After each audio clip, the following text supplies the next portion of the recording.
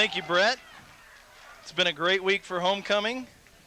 And the Mascoutah Indians come in here tonight with a 3-1 record. And their only common opponent with the Panthers is the Mount Vernon Rams, which greeted the Mascoutah Indians with a season-opening loss, something like 31-7. Panthers come in tonight. Well, since then, Mascoutah's rattled off 3 in a row. They're looking to keep that winning streak alive. And we've got a great night for football. We're set to kick off here. The helicopter's coming in.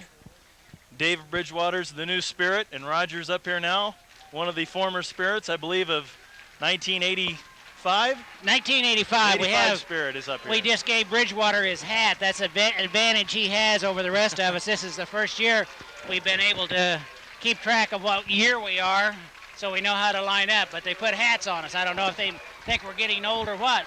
But anyway, it's just about time for kickoff here.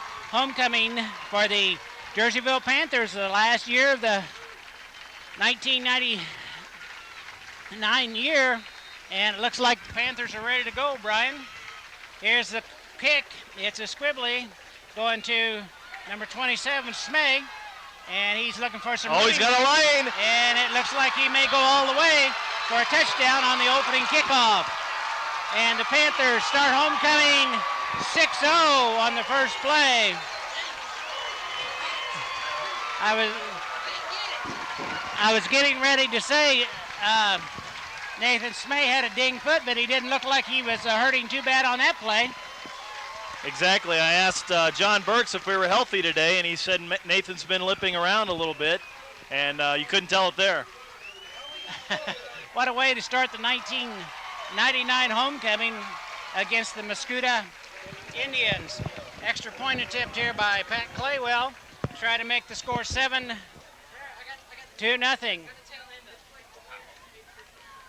Ball's down, and the kick is blocked. So Jerseyville will stick with a 6-0 lead with just 10 seconds off the clock. Good way to start this homecoming game.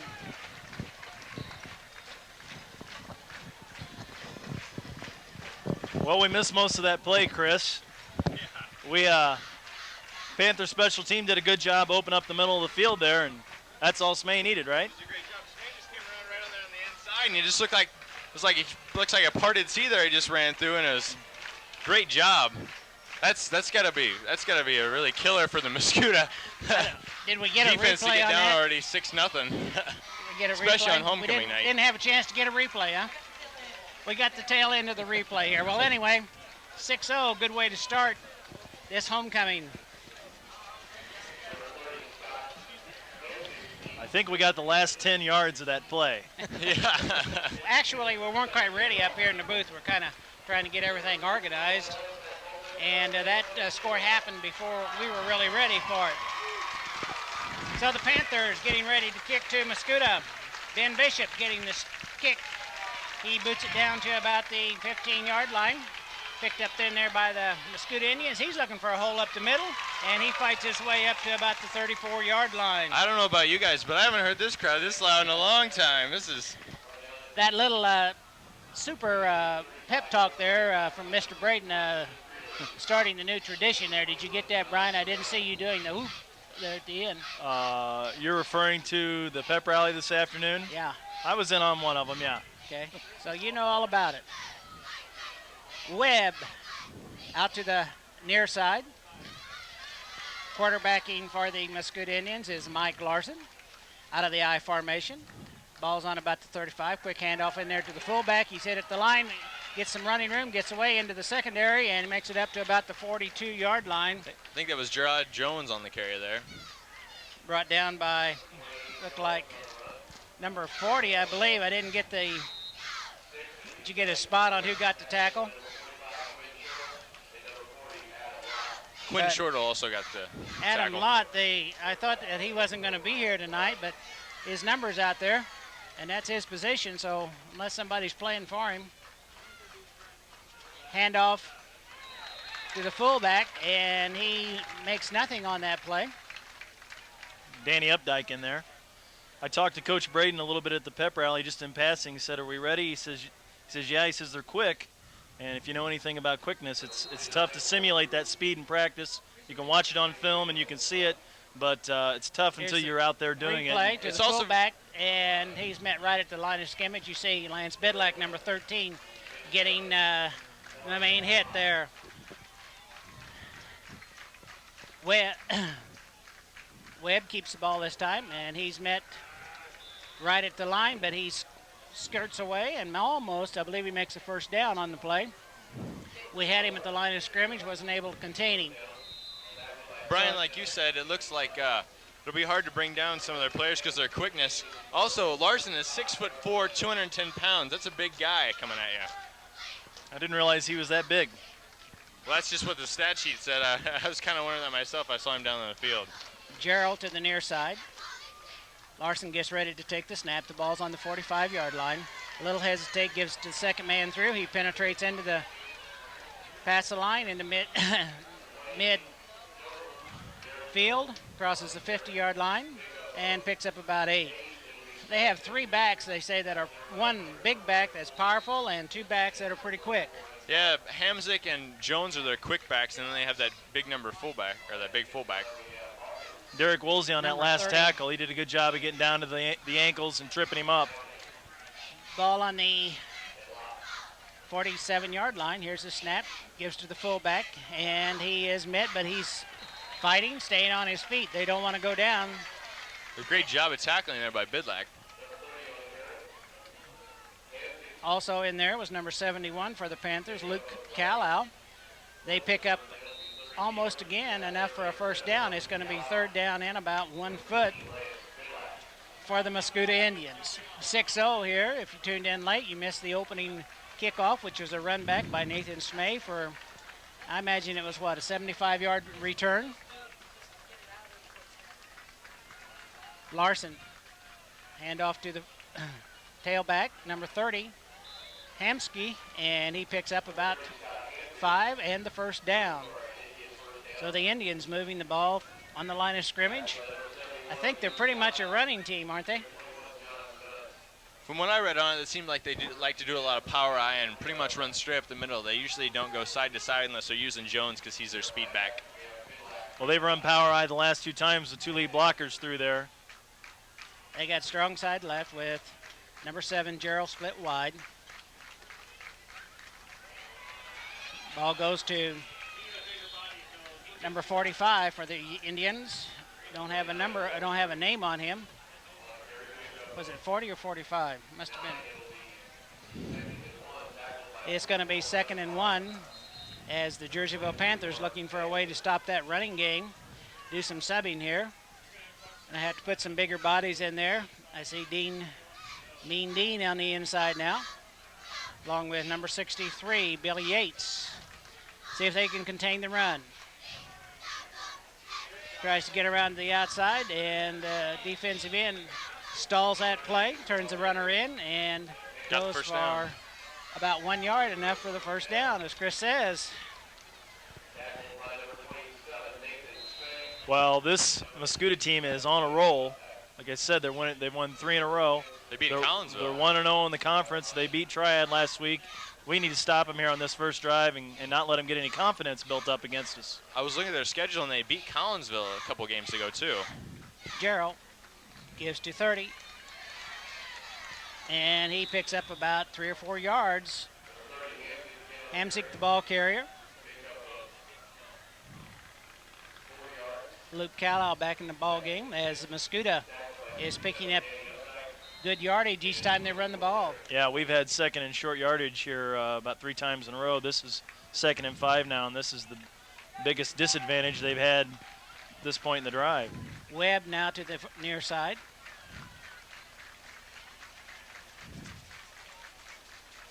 Quick handoff to the fullback, and he's met at the line of scrimmage there by number 63, Billy Yates. And it's the first time that we've been able to keep them from gaining 3 or 4 yards. Looks like he picked up about a yard on that play. 6:40 left, 6-0 Jerseyville. Mascoutah on the 24-yard line.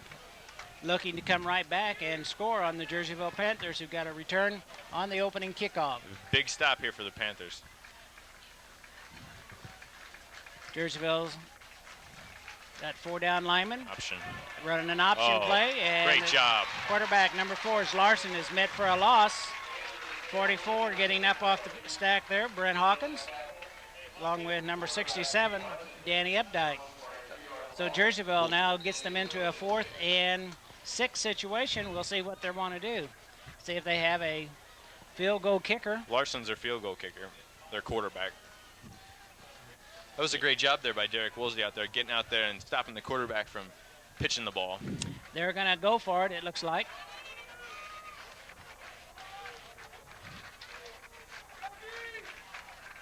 Ball on about the 25-yard line, a long count, and a flag. There was a little movement on Jerseyville, but I didn't think they Delay a game, I believe. into the neutral zone. Yeah, I didn't think it'd be called offsides or encroachment, I think, because it was called from the back judge. Well, you know, every coach on our sideline yelling, don't jump, don't jump. Looked like Dean Rankin had a little movement, but he didn't. Got the cross over replay on anything. the option here, and you saw number 24 wrap him up, Derek Woolsey, on a good defensive effort. Out of the eye. Webb drops back. He's looking for somebody to pass to. He's being chased in there Good pursuit. by the Panthers. Boom. He does get it off on a little screen play, but the Panthers are going to take over as Dean Rankin finally brings down the ball carrier. That play had a little trouble developing. It looks like they were running a screen, but it never really developed too much for them. I don't know about you guys, but it seemed like Mascoutah they didn't even have a pass on that, and it's 4th down. I almost questioned that call. We almost kicked the field goal being on the road to get some points, but Exactly. Here's the replay. Danny Updike chasing him, and Dean Rankin pursued the quarterback and then came up and got the tackle. So the Jerseyville Panthers now with Brent Hawkins as a quarterback. He tries to run against the play action, and he picks up about 5 yards. He gets the ball up to about the 48-yard line. So Hawkins tries a little deception there. I don't know if that was a broken play or he went the wrong way, but nonetheless, he picks up about 6. We'll say that it was a planned play. little misdirection bootleg.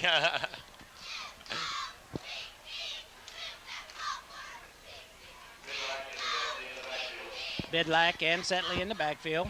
We got twins on the right side. Oh, big and hole. Ball goes to Setley, and he picks up to the 20-yard line. Going to be a first down on a nice hole through the middle again. So the Panthers are running right up the guts and putting some yardage on the board. 6-0, 4:27 left. There's a replay. Quick handoff into Setley, and he gets into the secondary, and he gets down to about the 20-yard line. Ball's going to be spotted.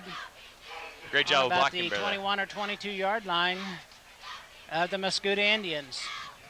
Setley and Bidlack in the backfield.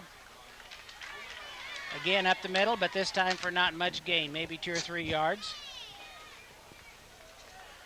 Greg Metzen was the wideout that time.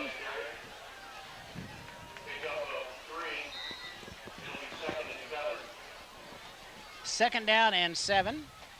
Jerseyville trying to get on the board again. Madsen out of the ball game. Jake Watkins now as a wide receiver on the left side. Still recovering from his injured shoulder, but it's going to see some other action outside of the quarterback duties. Can step in if he's needed. Hawkins gives to Setley, and nothing happening on that play. As number 4, Larson, meets him right at the line of scrimmage and brings him down. Jerseyville's going to have third down and again about 7 yards for a first down. First down will put the ball on about the 11-yard line. So they could conceivably get 2 first downs. Greg Madsen to the near side. There's Lance. Lance tries to scoot around the corner and gets knocked out about the 3-yard line. Jerseyville picks up the first down and will have a first and goal. Lance Bidlag getting his first call of the night and gaining about 15 yards. So Jerseyville, good opportunity to stick another one into the end zone here. Here's the replay. Good camera work by our crew down there, and you can see him knocked out there on about the 2-yard line. It was a great job by the Panthers waiting for a couple plays to give the ball to Bidlack. Kind of caught the Indians on surprise. Back to live action. Hawkins is going to keep it, going to try to make it around touchdown. the inside, and he runs it into the end zone, and Jerseyville goes up 12-0 with 2:47 left in this first quarter. So Jerseyville had no problem moving the ball there, Chris. That's Brent's 4th rushing touchdown now, and he's getting to like that in 5 quarters of football. He's just so quick off the ball. It's amazing. The last extra point was blocked. So the Panthers are going to try to gain 2 this time. I watch Hawkins again. Settle in the backfield. Hawkins looked for a little toss, and it goes incomplete. Panthers lead 12-0. The pass was intended for Smay. But with 2:47, 12-0 is the score. And Jerseyville having their way with the Mascoutah Indians so far.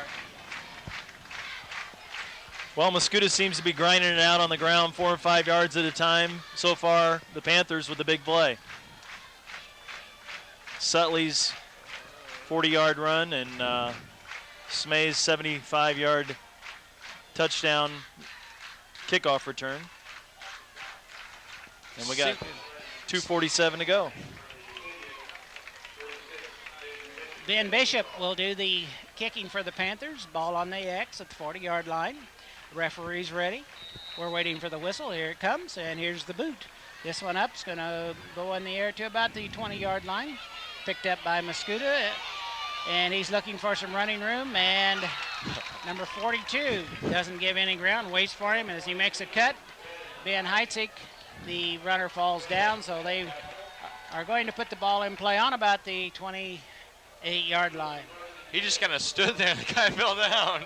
Well, Chris Greeling was the first one down there, and then he was coming towards Ben Heitzig. He broke down in good open field tackling position and just intimidated him into the ground, I think. Scared him, didn't it? Yeah.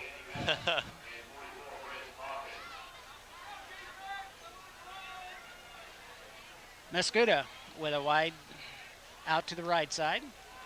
Ball comes up the middle, and nothing happening there as number 67 for the Jerseyville Panthers, Danny Updike, meets him right at the line of scrimmage, and there's no gain on that play. In fact, maybe a loss of about a foot or so. Danny's been solid on the defensive line every game this season. Continues that again tonight. Jerseyville with some pretty good-sized lads on the defensive line there, trying to stop the persistent run of the Mascoutah Indians.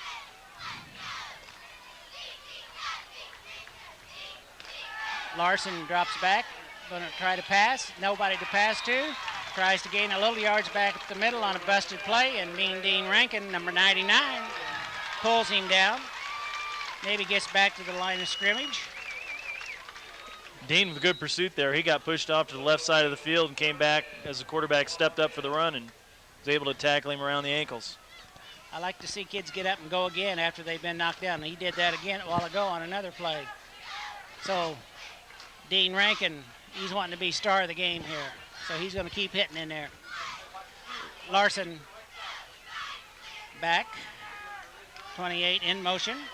Jones looking for a screen. And he's picked up by number 65 for the Panthers for a loss. 55, Kevin Hughes. 55, Kevin Hughes. And Mitch Downey was also in on there, number 31. Hughes on a first sack of the night, and that really puts Mascoutah back in deep trouble. 4th down. They got to punt this one, don't they? Yeah. We saw last week, you those guys didn't punt. Why that was a big mistake. Unless these guys went to the same coaching school. Yeah. The punt's going to be from about the 7 or 8 yard line. It's up. Somebody may have got a hand on that. I think that was number 55, Kevin It's going to go Hughes. to about the 40-yard line, and the Panthers are going to let it die there on the 43-yard line in Mascoutah territory. So the Jerseyville Panthers in very good field position. 27 seconds left in this first quarter, 12-0 the score, as Jerseyville has a couple of big plays that resulted in scores. I don't think this the 12-0 really tells how good Mascoutah out on that first drive, and their offense really hasn't played that bad. Just seems like their defense has given up a few big plays. So Jerseyville, we've got 3 wideouts, 3 receivers. Setley and Bidlack in the backfield. False start on number 76. We're going to take a 5-yarder. I think it's Seth Keenel. Jumped a little bit. It only takes a little bit. Must be running to his hole. Or pass blocking. That would have been the wide side about. Jerseyville yet, I don't believe they tried to throw one pass, went incomplete on the extra point. Chartle now out of the game.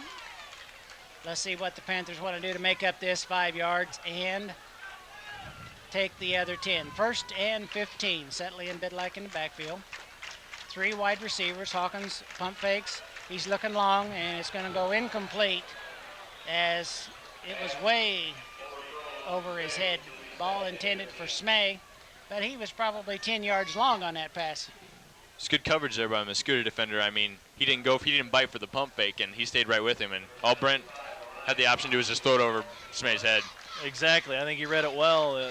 He was open on the pump fake. It might have been wiser to throw it there, but I know that's not the play they run. But so on an incomplete pass, the Panthers are going to run out of an I formation. Hawkins again. Draw. With a little fake, gives Bidlack up the middle, and he picks up about 10 yards, and it's going to bring up 3rd and about 5 as Hawkins makes a nice gain. It's going to end the first quarter. Clock counts down, and we're going to end this first quarter 12-0 in favor of the Panthers. And we're going to take it down to Brett Beecham, who has an interview. Thanks, guys.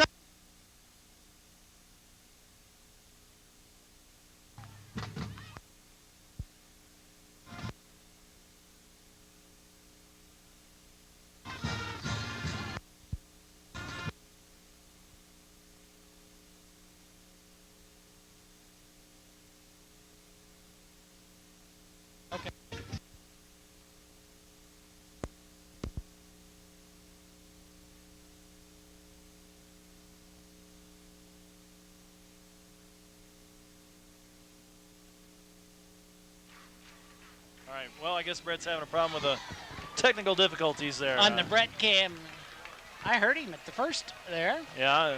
And then they turned his mic off. We'll go back to him in a little bit and He'll try get to that. pick that up. It was interviewing with Principal Bill Church of Jersey Community High School. I'm sure he has a lot of important things to bring to the fans.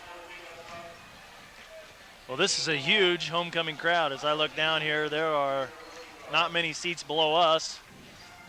The fence is packed with people, and as far as you can see north and as far as we can see south. Plus, we have a big home audience. As Jerseyville puts the ball in play, Bidlack's got it around the outside, and he gets a first down and up to about the 24-yard line. Boy, and So Jerseyville continues to move the ball offensively. to this point, Lance is running the ball strong inside and out. Give credit to the offensive line on the inside runs, and that right there is Bidlack's speed to the outside. Seems like they've used Bidlack on the outside and Setley up the middle. Jerseyville now with a 1st and 10, ball on about the 22-yard line. We got 2 receivers on the near side. Hawkins dropping back for a quick pass over the middle. Picks up number 82 for the Jerseyville Panthers, Greg Madsen. Came in under the coverage, and he picks up a first down. Ball's going to be placed right on the 10-yard line as Quinn Chartle checks back in the game along with Smay. And out comes Watkins. That play developed nicely. Yeah. Brent Very stayed in the nicely. pocket and got popped after he threw the ball. He was getting up off the ground. I didn't see how hard he got hit, but he did get knocked down. Todd Ringhausen now the wide receiver on the near side. And we have a penalty. Let's see what the referees call. I think it's illegal procedure against the Jerseyville Panthers. So we're going to give up another 5 yards. And the ball's going to be on about the 15-yard line. That's one of those things you really just can't do inside the red zone. Giving up those ticky-tack penalties, they'll end up costing you. As I look at the way Mascoutah's defense is lining up, they're giving us 12-yard cushion on all our receivers. You can take any short pass you want, especially that slant. There's nobody over there. As Ringhausen comes out wide, he's getting about a 10-yard cushion now. Hawkins looking for the sharp pass to used it, and that's Ringhausen. what- He's got it. He's going to be up to the 5-yard line. And Brian Brown calls it here. The sharp pass is being given to us by the Mascoutah Indians as their coverage is playing back just a little bit. If they keep doing that, if the wide receivers would break to the outside and then break to the middle, be wide open for a touchdown, or do like they did there and just throw a little screen pass. Yeah, it's going to hard to Greg beat Madsen them to the far side. on that chair route where you do the out and up. Yeah. Hawkins from the 5-yard line. Gives it to Bidlack. Bidlack's looking for running Touchdown. room. He's in the end zone. Touchdown. Bidlack with his second touchdown. No, his first touchdown. Hawkins got one and Say got one. And that gives us 3 touchdowns, 18-0 with 10 minutes left in the second quarter. Jerseyville goes up 18-0, and There's a replay. the replay, and Hawkins or Bidlack goes in standing up. Here's the Good. point after touchdown. It wasn't a real good kick, but it's good. That's That was- Bidlack's. almost missed that one as it wasn't a very good. That's Bidlack's 10th touchdown on the year, his 9th rushing. Yeah, I believe he's caught Hawkins' only touchdown pass. That little 9-yard dump Yeah, out pass they had last game. Exactly.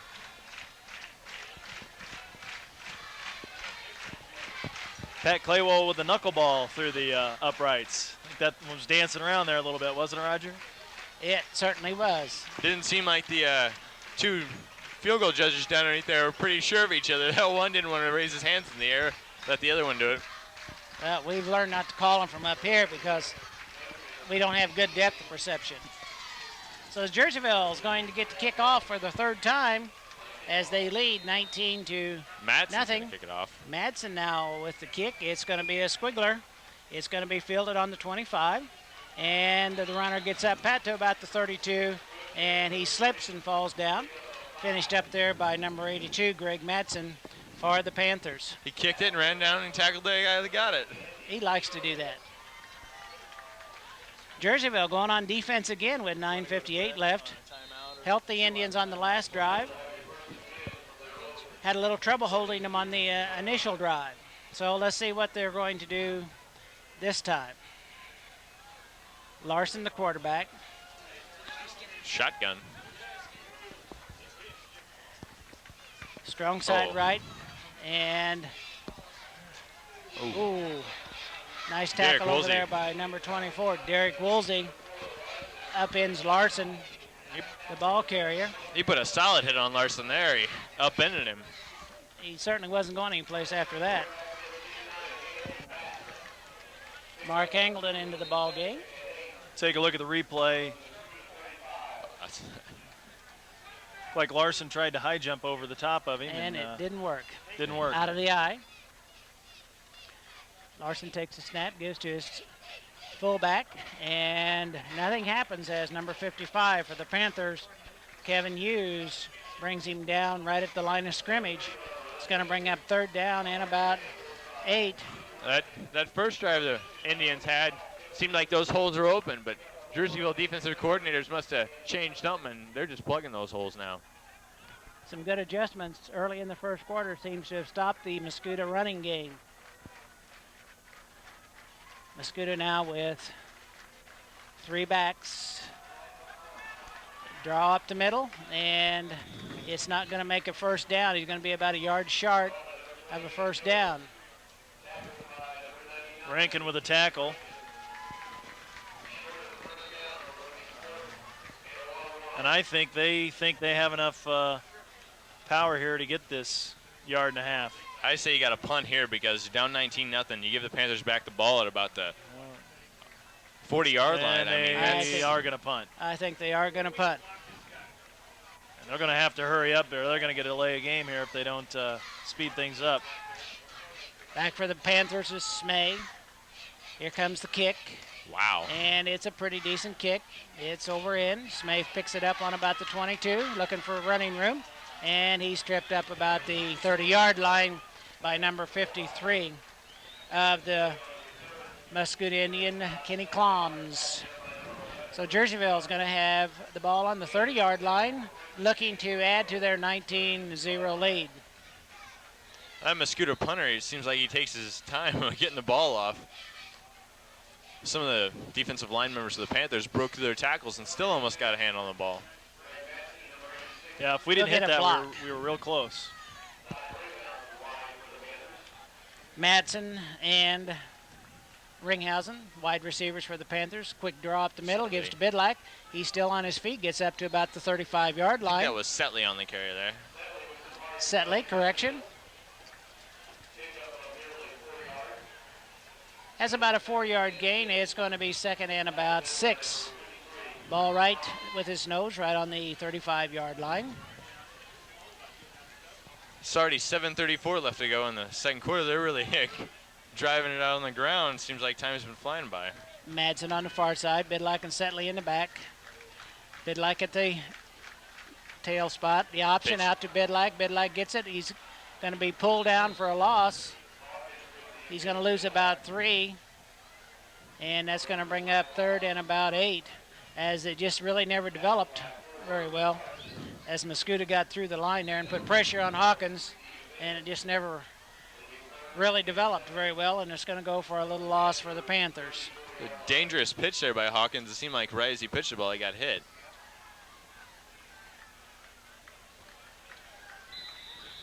Yeah, that last play, he kind of stood up. It was dangerous, but it was kind of good that he was able to get rid of it. But boy, you almost want to eat that there and not make that a habit anyway, because that'll come back and especially where his body was. It was like he was kind of throwing it back to him. If he would have gotten hit there, he might have had a chance to fumble the ball.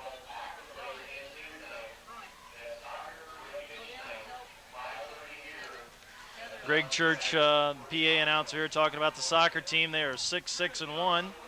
They beat Gillespie last night, I believe, 5-0. And I think they're a young team on the rise. Haven't been out to see them yet. Like to get out and watch the soccer team play. Soccer continues to improve at Jerseyville for the Jerseyville Panthers. Did you say 6-6-2? 6-6-1. 6-6-1. I believe Jordan Hansen shot a 36 in one of the golf matches earlier this week. You've been given lessons, have you, Mr. Brown? No, I haven't. I could probably take some lessons from Jordan. I don't think I'll ever see that. We're ready to resume play here at homecoming, and we have a whistle. Panthers have third down and about 7, and we have a penalty, and it's going to go against the Panthers again. It's about the third or fourth false start the Panthers had this half, and might be something the coaches might want to look at during the halftime. So now we have one chance to make about 12 yards.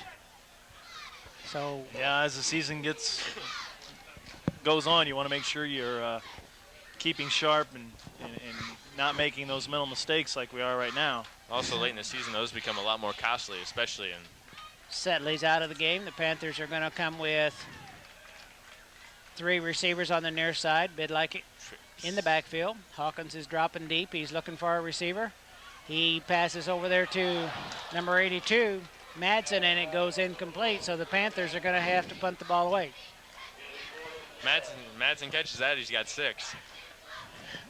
I believe he was open that time, Yeah, and he just was just a couple of steps long. He might have had one guy to beat out there. So the Panthers are going to have to punt the ball. Smay's coming in to punt. He'll be punting from about the, he's going to set up on the 15, and he'll be punting from about the 18 or so yard line. Officials timeout. Looks like we got probably a problem with Larson's equipment as he checks out and somebody comes in for him. Huh, Larson's their leading tackle on the team, too, along with being quarterback and place kicker. He's a good athlete. He's their good ball player. We're ready to punt the ball. Smay gets it. Nice high spiral kick. It's a beauty. It's going to be caught on the 40, picked up there by the Mascoutah, and they get back to about the 37-yard lines before he's brought down by number 21 for the Jerseyville Panthers, John Perdun.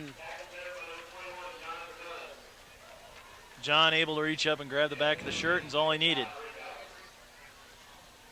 We'll take a look at the replay on a nice high punt by Smay. Gives his Panther pursuers a chance to get down the field. Nice play in there by John Perdun. It wasn't a bad return by the punt returner there either. They got really good field position. Yeah. Put the ball in play then at the 48, their own 48. Larson, the quarterback. Quick pitch to number 30, Hamsky.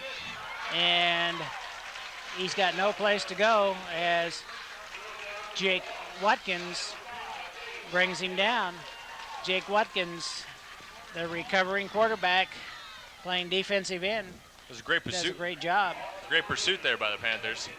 Yeah, he did a great job of stringing that thing out and just keep him running west there, and was able to get him for a loss of about 3 yards.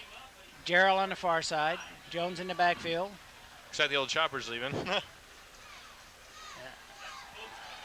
Quick pass over the middle to number 20, Robinson, and it goes incomplete. We had a little notoriety here tonight with the helicopter. Is it leaving or coming in? It's leaving. It's leaving. I believe that's Channel 2? Channel 30. Channel 30. 30.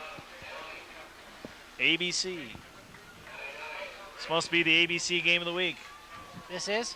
I thought they usually put those on Saturday. Hey, Special we can't Friday argue night with presentation. It's 19-0 here in the third quarter with 5 minutes and 53 seconds left. Larson Reverse. pitches out.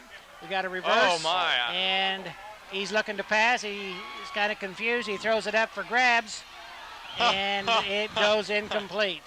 Or complete, I believe. What a crazy play. And a first down. Man. There's no way that play will work, is there? That thing was destined for disaster from the start. Somehow they pick up. He threw it up for grabs after really being almost sacked. He almost fumbled the ball, and he threw a wounded duck up there that the kid was able to bring in. So a first down for the Mascoutah Indians.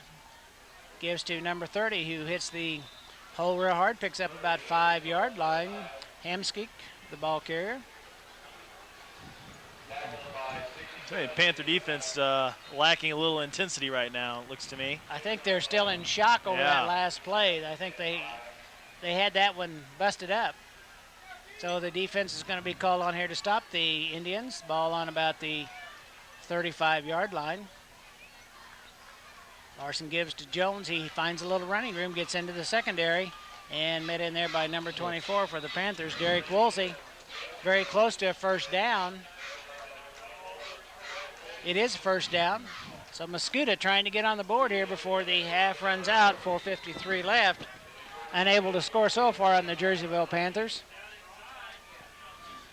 Jones is a punishing runner. He delivers a blow every time he meets somebody.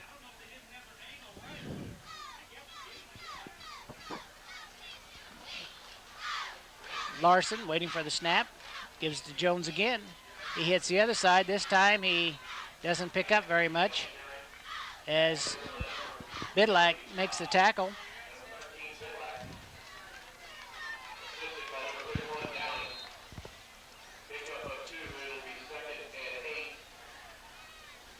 2nd down and 8. Mascoutah wanting to stay in this ball game. Down 19-0. Hemsick the tailback. Strong side to the left side. Larson on a little bootleg, trying to get around the outside, and he is picked up and driven back. Greg Madsen. Greg Madsen. All right, good play. And that gives the Panthers a little more breathing room and puts Mascoutah in a little more difficult situation. Here's a replay. We got the replay of this. This is just a great play. Watch the Great quarterback pursuit. lay it on his hip, and he tries to sneak around the outside. And Greg Madsen has nothing. I think Textbook tackle. I think Larson was surprised to see how many Panthers out there when he did that bootleg. I think he was pretty much stunned. Great pursuit. Unbalanced line. And it's going to go against the action. Larson keeps it. He's looking for a first down. Flag, I think they're going to call that a hold. Probably on their left tackle. They had their center as their end that time, didn't they? I think so.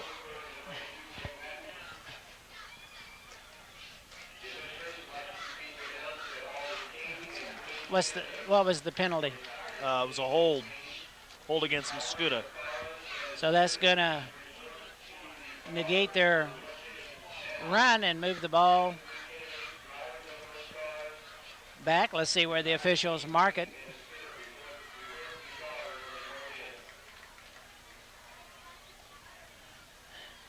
It'll be a 15-yard penalty against Mascoutah, and that moves the ball back to the 40-yard line.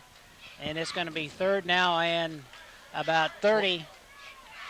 Had they have not gotten that hold, they would have had just about 3 yards for a first down. So we're going to have a timeout as Coach Bidlack, the defensive coach for the Panthers, walks out to talk to the boys. I think the Panthers will probably get the ball back one more time because Mascoutah hasn't shown really Going down to Brett for an interview. I'm here down on the. How do you think the Panthers are playing tonight? Boy, they're great. They're doing fine. How about you, Frank? Coming off the ball really good. They're playing outstanding offense and defense too. Do you feel like where they want, they're going to keep rolling through the rest of this ball game? Not necessarily. Never give up until the fat woman sings, and she hadn't even warmed up yet. How we like those grandsons out there playing, guys? Great, great. Greatest thing I've had. Of course, Frank is the grandfather of Jake Warford, and Judge White here is the grandfather of Lance Bidlack. Thanks. We're back at live action. Ball on the 40, 3rd down and about 25 or so for a first down. We got an unbalanced line to this side. Larson goes back, slips a little bit, and this time he doesn't get the pass away as the Jerseyville Panthers, Bidlack and number 55, Hughes, comes across and sacks the quarterback back to the 50-yard line. So Mascoutah. Here comes. We'll see the replay.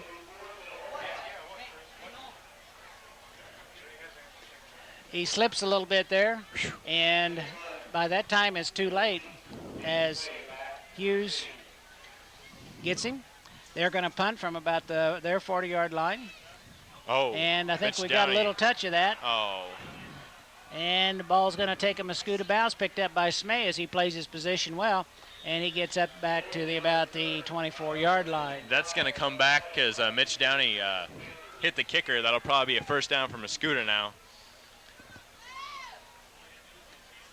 Because he hit the kicker after he had punted the ball away. Exactly. When you can't hit them, right? You can't. After he gets the ball away, you can't touch him at all. And I don't think he was doing much acting. He took a pretty good spill there. Mitch pretty much took his legs out from under him. And the well, Panther that's defense. going to be a first down and a big penalty. And that's going to put the ball at the Jerseyville 35-yard line. So that was a very good offensive play for the Mascoutah Indians. 2 minutes and 20 seconds left. Now the Panthers are going to have to stiffen in order to keep this a 19-0 score at halftime. Jake Watkins checks back into the ball game.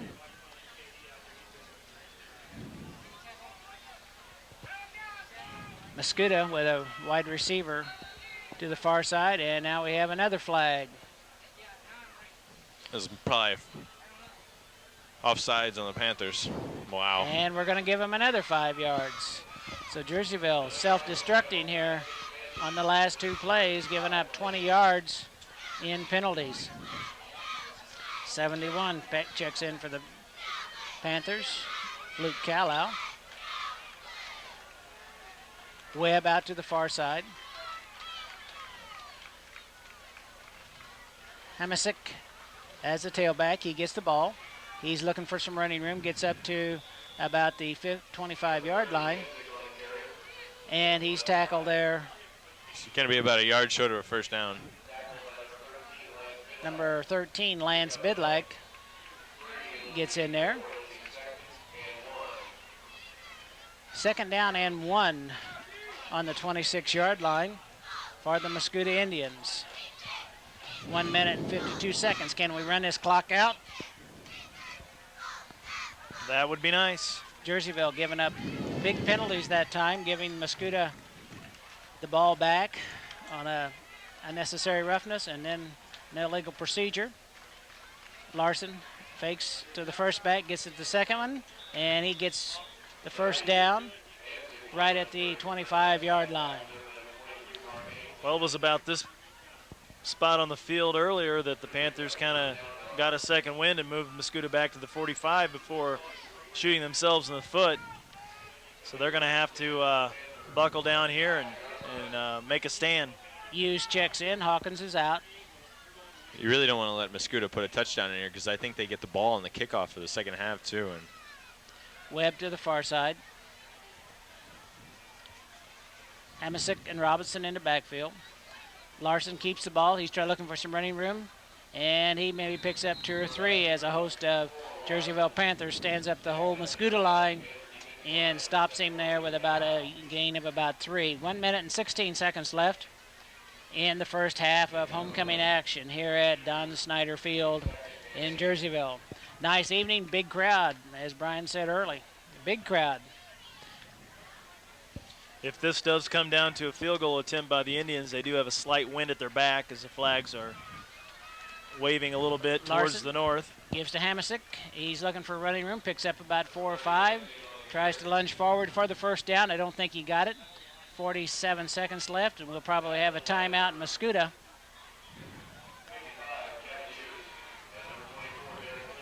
It'll take about 3 yards for a first down. Do they have a decent field goal kicker? No idea. Larson, some of the stats, I think he had 1 or 2 field goals and about 8 extra points. So he's Mr. Do-It-All for the I just Mascoutah heard down Indians. from the coaches the kicker has a good leg, so. Okay. They should know. So what we need is a penalty. I saw him warming up in practice. It seemed like he could kick about 45, maybe 50-yard field goal, and where they're at, that's a lot shorter. At halftime, we have the homecoming attendance be paraded around the track along with the floats. And 4 floats are sitting down on the south end of the end zone. Kids worked awfully hard this week, I'm sure, on those. And they will also be announcing the class that won the best float. 3rd down and 3. Mascoutah looking for a first down and a score. Going to be close. Very close. Hamsick getting a workout here tonight for the Indians. Spot on. The judge on our side looks like they might And first down. he says first down. So Mascoutah, 42 seconds left as they move the chains, looking and trying to get into the end zone for a score.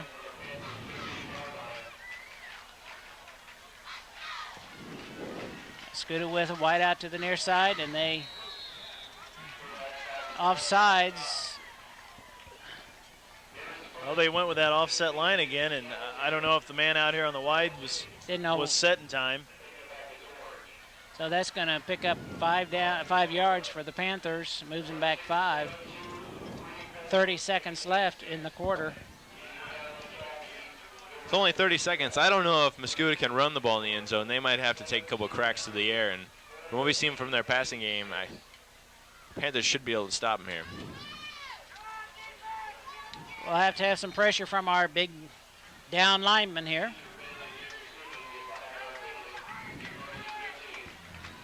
We're back to action. Larson trying to guide his team in, drops back for a pass. He's got his man out there, touchdown. No, it Drop said the he ball. Or is Said he he out of juggled it. bounds? Didn't have possession. We'll get a replay here if we can, as a Mascoutah player is shook up as he took a pretty hard hit from Madsen as he got the ball. I was about to bite my lip there because of what I just said. Mascoutah flirting with a touchdown here. Take a look.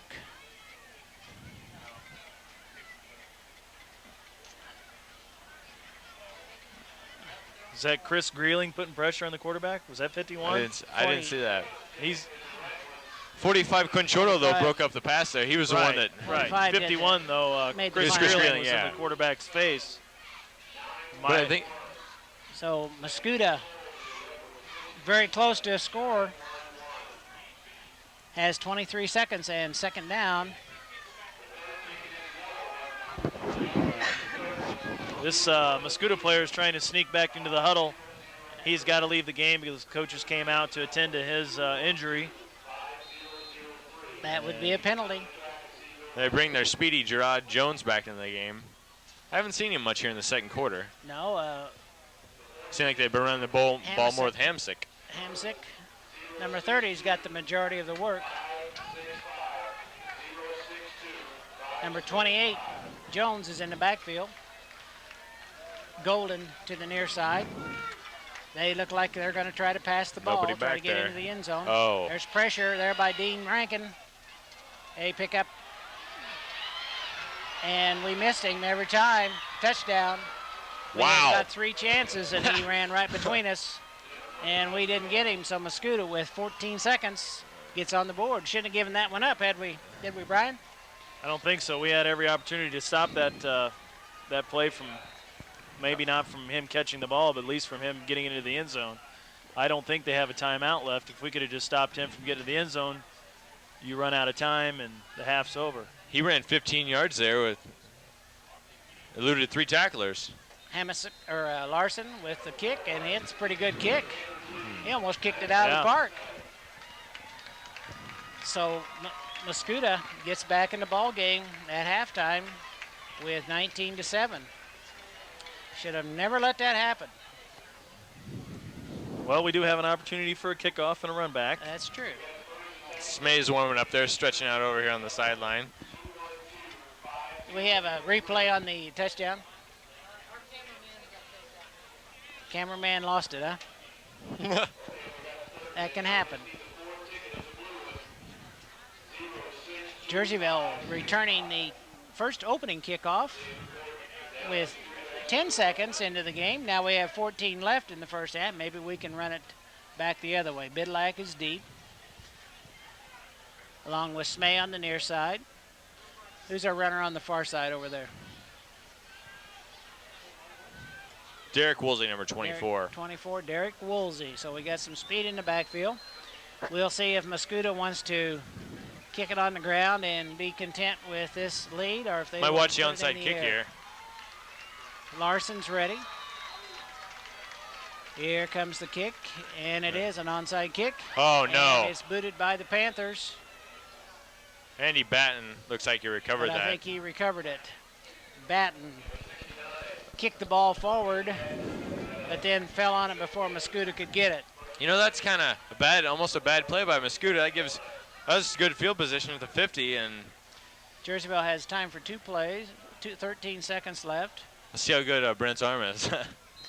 Now you also have the option of just taking a knee and Taking the 19. not letting anything Not giving up any disastrous points. happen. But we always like to see a shot at the end zone Oh, here yeah. and there, don't we? Quinn Got Charlotte at trips. the tight end. Brent Hawkins takes it, patches it back to Bidlack. Bidlack scooting around the near side. Looks for some running room. He's got it. He's got out of Good bounds play. at the 35-yard lines and used about 6 seconds off the clock.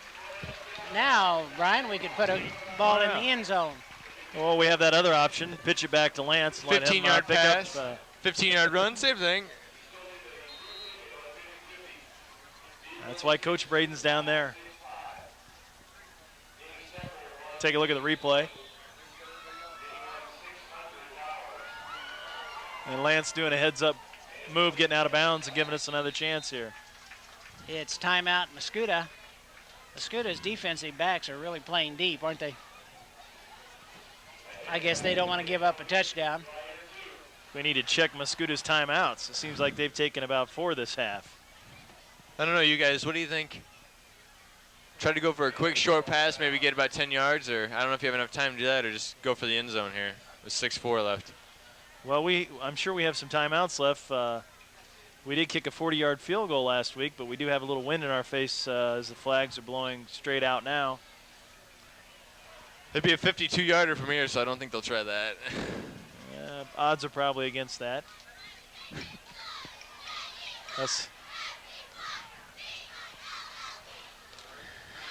Jerseyville pretty well dominating the first half of play, but giving up 7 points with just 30 seconds left in the third quarter to make the score 19-7. And Jerseyville, with 1, possibly 2 plays left, Bidlack is back with Hawkins as the quarterback. Smay in the slot. Quick pitch to Bidlack. He's going to run around the end. He gets up to about the 28-yard line and runs out again. Uses another 3 seconds. So we're making wise use of the clock. We're going to try a field goal. 47 yards. That's a good boot. That's a man-sized field goal for high school football. I was talking to him today about his 40-yarder. I said that must have felt good. He said it did. This will be a 47-yarder. Here's the down. Kick is up. It could be. Oh, he hit it great. It could be. Oh. That hit the goalpost. Tell you, that hit that lower bar on the soccer goal. He was about 1 yard from hitting a 47-yard field goal. That was a great kick. And a little bit into the wind there. So Jerseyville with the right call. I think you got to applaud Pat Claywell for his efforts there. That was a good kick. It's got to be a morale booster even if he didn't get it. Exactly. That's a heck of a kick. So Jerseyville, 19-7, halftime. We're going down to Brett, and we have the high school band. We have a lot of halftime activities. Brett's going to be with Mr. Skinner, Coach Skinner. All right, I'm down here with assistant coach Chris Skinner. Pretty good half for your guys. Did you feel like Mascoutah got the momentum at the end of this half? Well, we made a mistake. We made 2. We jump off sides on our own, and then we roughed the punter. We just about got one back there, though. That's a pretty good kick. But overall, it wasn't a bad first half. We just kind of had a breakdown there toward the end. What are you going to tell your boys to do to finish this one out for tonight? Got to finish strong. As long as we keep ahead, that's a good thing. But we got to stay on our blocks. We got too much penetration up the middle, so we got to talk to the line about where that penetration's coming from. And we want to score some more points. They're going to get the ball in the second half and come out and shut them down. All right, Coach. Thanks a lot. Good luck. Okay, thanks. You guys. Number 30, the workhorse for the Mascoutah Indians, Scott Hamasick, is back. He's on the 10-yard line. Kicking for the Panthers is number 82, Greg Madsen. His hand is up, and we're ready to start this second half of homecoming action.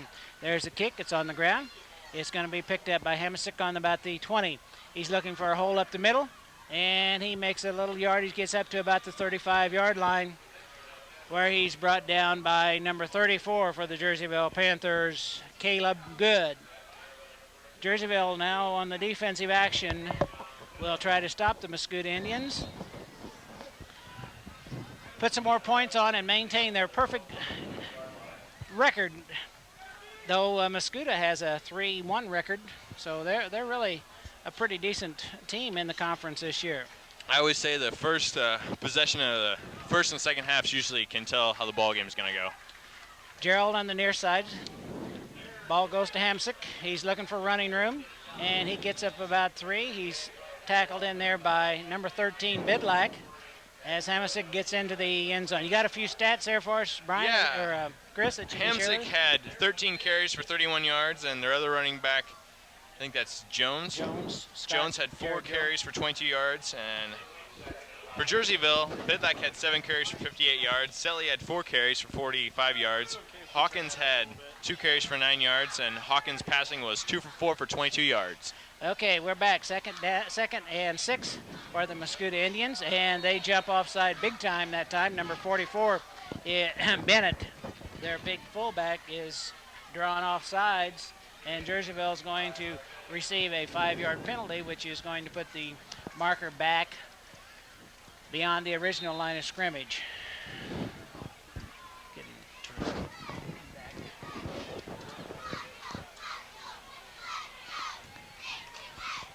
Second down in about 11.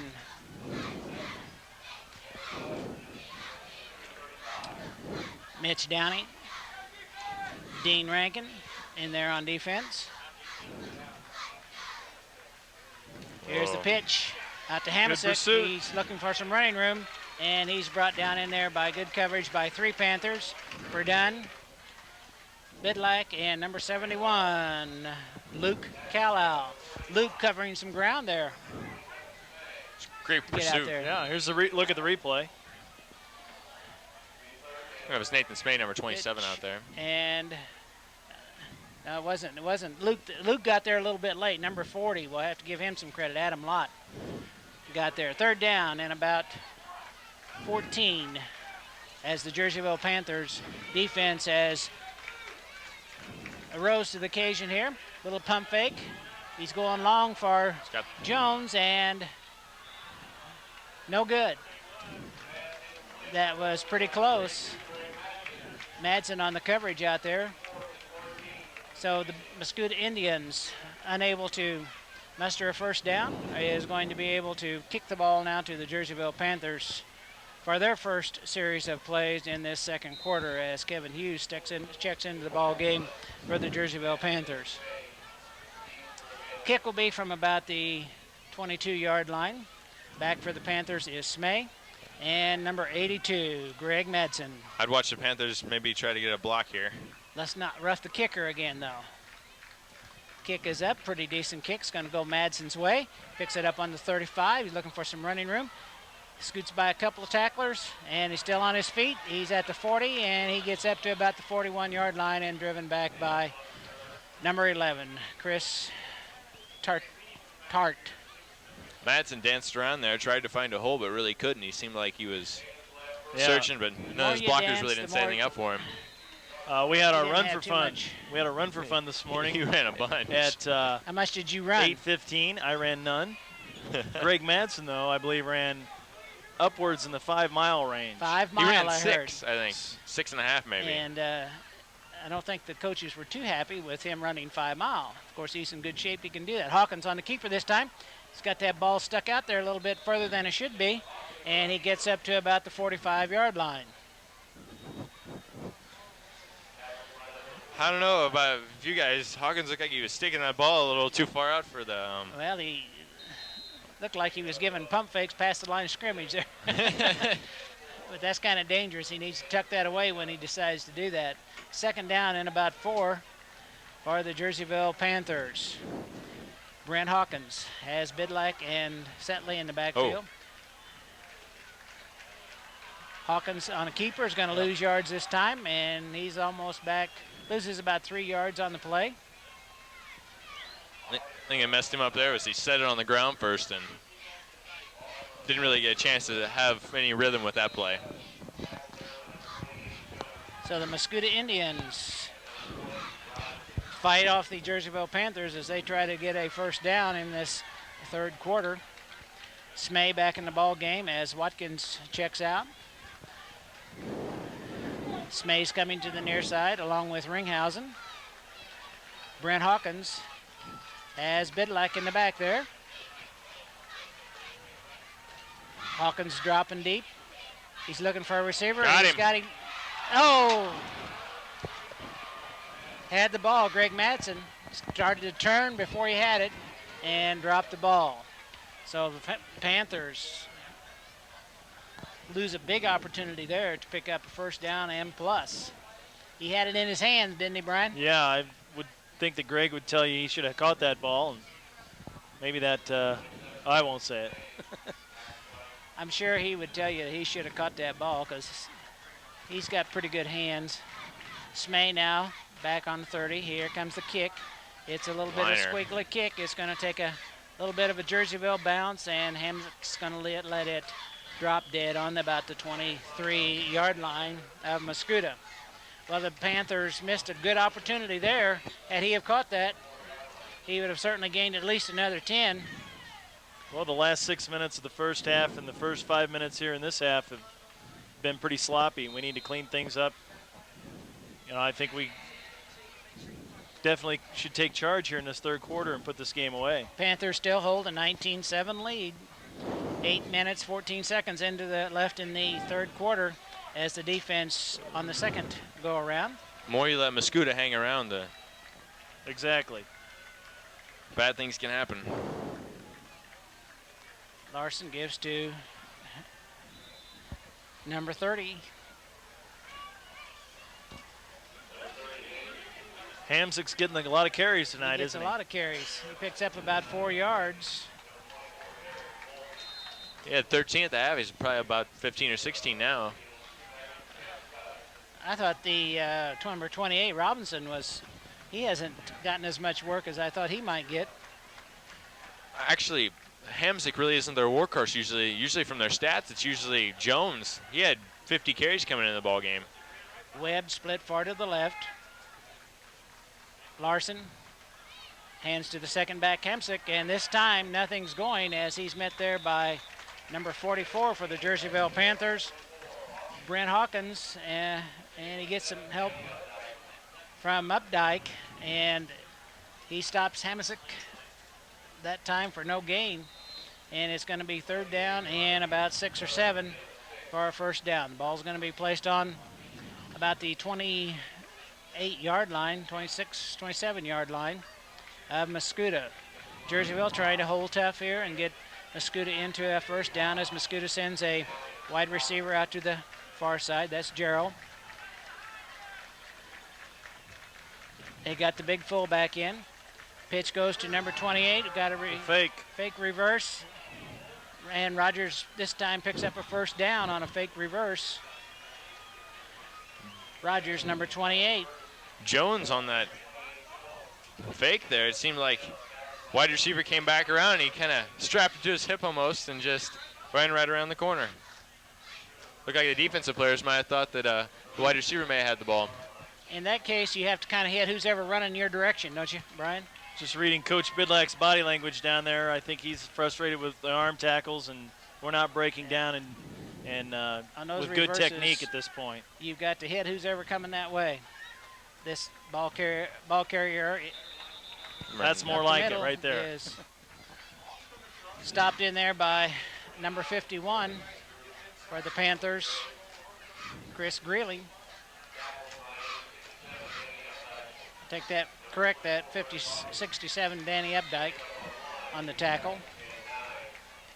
Hawkins out of the ball game. Jerseyville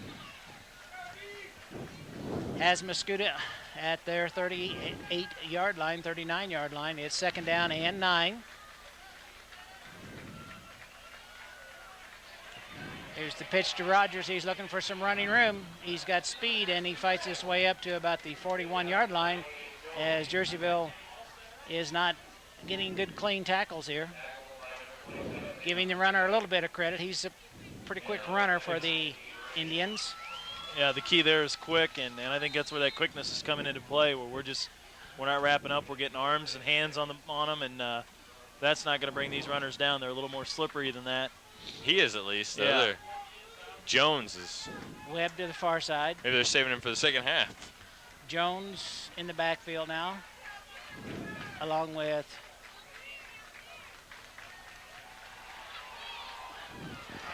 pass broken up that time by number 82. Greg Madsen breaks up the pass, and that's going to bring up a 4th and about 6.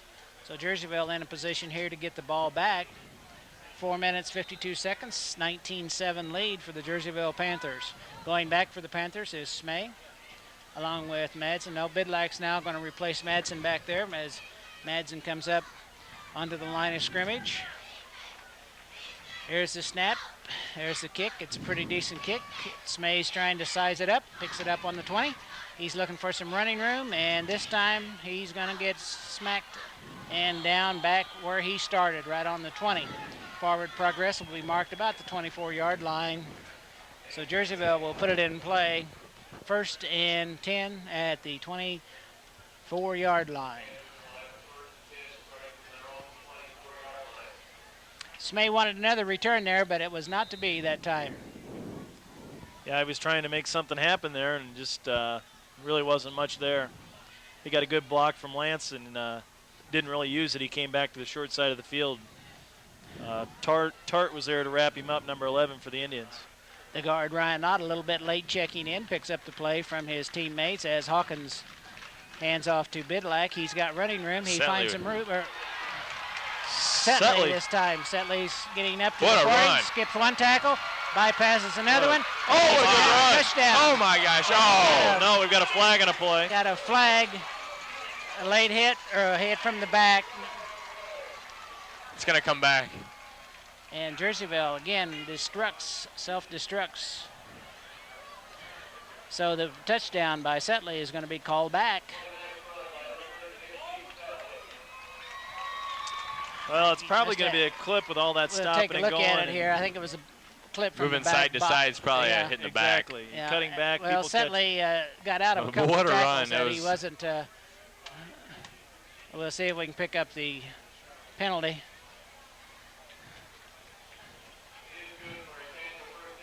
We didn't see it there.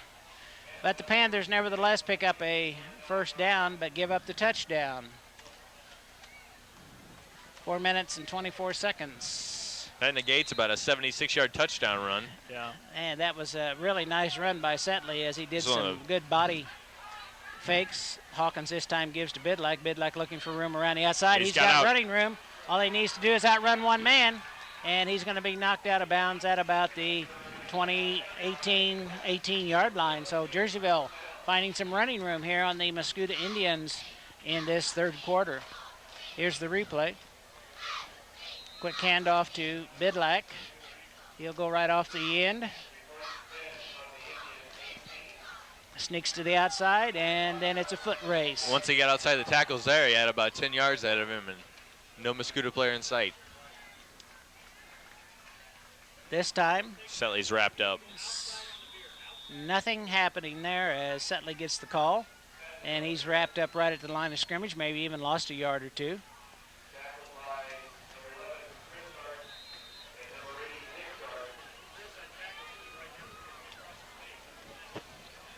Even with the penalty, I think Setley's looking at probably around a 100-yard night by now, isn't he? Yeah. I didn't hear your stats there, but he's probably with that 20-yard, about 20, 30-yard run, probably up to about 70, 80 yards now. Ringhausen and Madsen, wide receivers on the left side, Smay in the spot. Pass goes.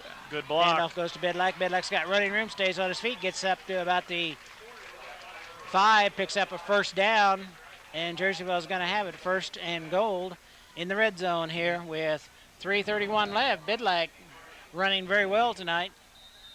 The thing that's great about having Setley run for almost 100 yards tonight, it takes a lot of pressure off Lance Bidlack's shoulders. I mean, anytime you can get your main running back 100 yards and the other running back 100 yards, it just helps him out with his stamina and everything for later in the season. You have a good night. Ringhausen to the far side. Bidlack as the tailback. Pitch goes to Bidlack. He's got a wide open hole. Touchdown. So Jerseyville with 3 minutes and 7 seconds left picks up 6 and goes up 25-7 as the extra point team trots onto the field. Here's the replay. Nice big hole and good blocking in there by the Jerseyville Panther line. Wimmersburg, Missed it. Warford. Looked like Pat may have slipped a little bit on that and hooked it off to the left.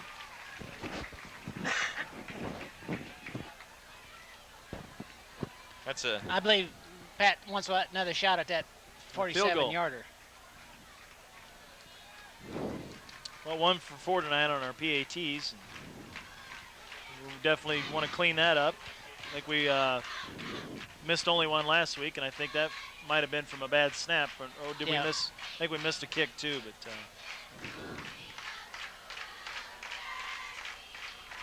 Jerseyville going to kick again to the Mascoutah Indians. Greg Madsen getting the kicking duties tonight. Number 30, back deep, Hamsick, back for the Indians, along with Jones.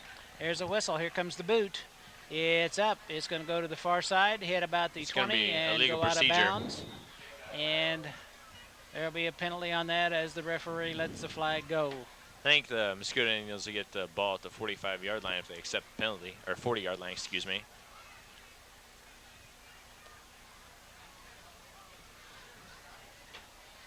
They may want to kick it again, have them kick it again.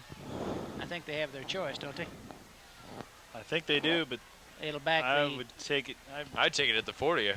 Well, it looks like they're going to back us up and make us back it and kick it again. Which maybe isn't a bad idea because we have not had a deep kick yet this season. They kicked that to that side, and number 3, Richardson, is over there now. I don't think he was there, was he? Because that ball went right into that spot. Anyway, it's going to be a Claywell kickoff now. 5-yard penalty and switch kickers.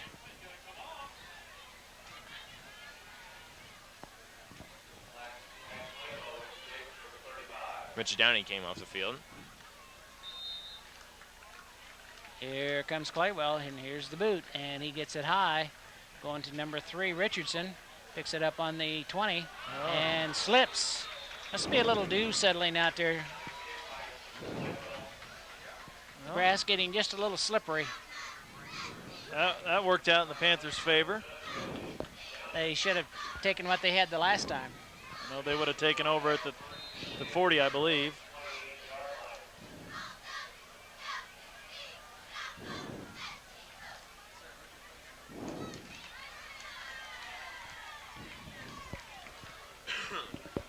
Rankin, Lott, Callow.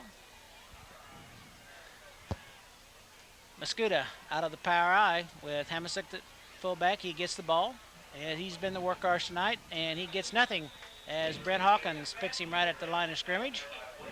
And number 24, Woolsey, stops him for no gain, or Larry Sharp gain, maybe about a yard, as Hawkins trots out of the game, along with number 32, Ryan McNeely. Mascoutah, 2nd down and 9. Ball on the 30-yard line. They send Jones out to the near side. Steve Bennett, their big fullback in the ball game. Quick pass out into the flat, and he's met there by number 27 for the Panthers, and the pass goes incomplete. Nathan Smay. That was one Smay could have read, I think. I think they're going to call a false start penalty on the Mascoutah. I think you're right. That was a quick hitter, and I think someone jumped. I think they may have known it was a quick hitter, and they stood up probably like they usually do.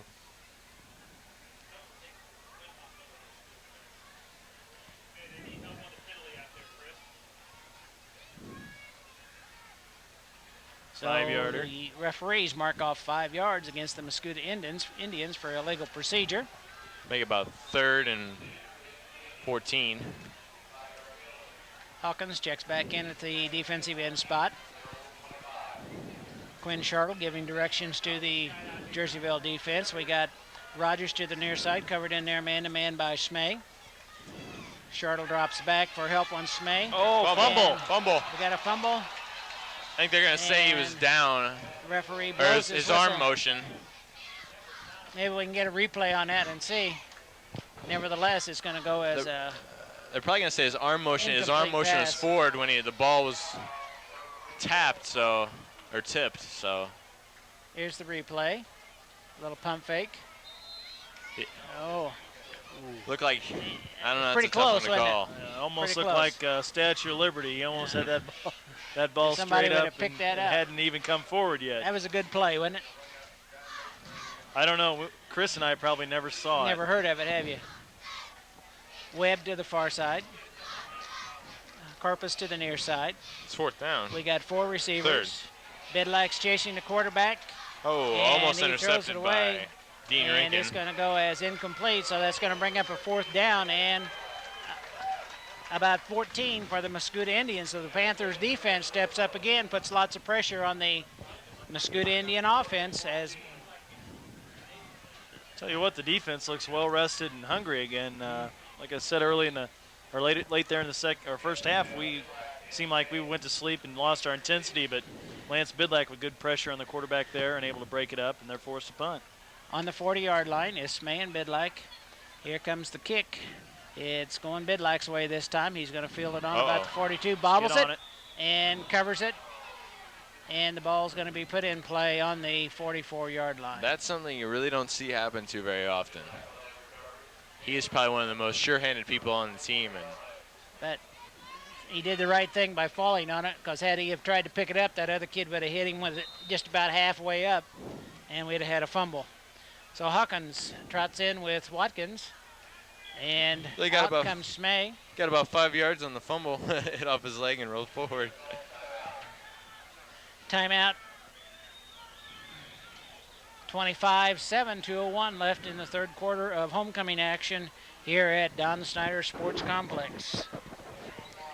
Well, we had our, as I said earlier, we had our run for fun this morning, and it's our one athletic fundraiser of the year. And if you are a person that donated money to one of our athletes, speaking for the coachings and the entire coaching staff at JCHS, as well as the student athletes, we appreciate your support, as well as several businesses in town that donate prizes for the student athlete that brings in the most money, runs the most laps. I didn't hear, did someone break a record today? Krista Smith tied for 31. 31 girls laps. record lap. It's 31 laps in 1 an hour. I couldn't do 31 laps in 3 hours. But once again, thanks for your support. Community's been great. And if you want to donate to girls basketball, that'd be fine, wouldn't Sure. it? Hawkins, 2:01 left in this third quarter, gets ready to put it in play, but we have a penalty here, as Bidlack had 3 wide receivers. It's going to be... He was ready to pass the ball, and we had a... It's going to be on the defense. Penalty against Mascoutah. Yep. 5 yards. Somebody got into the neutral zone.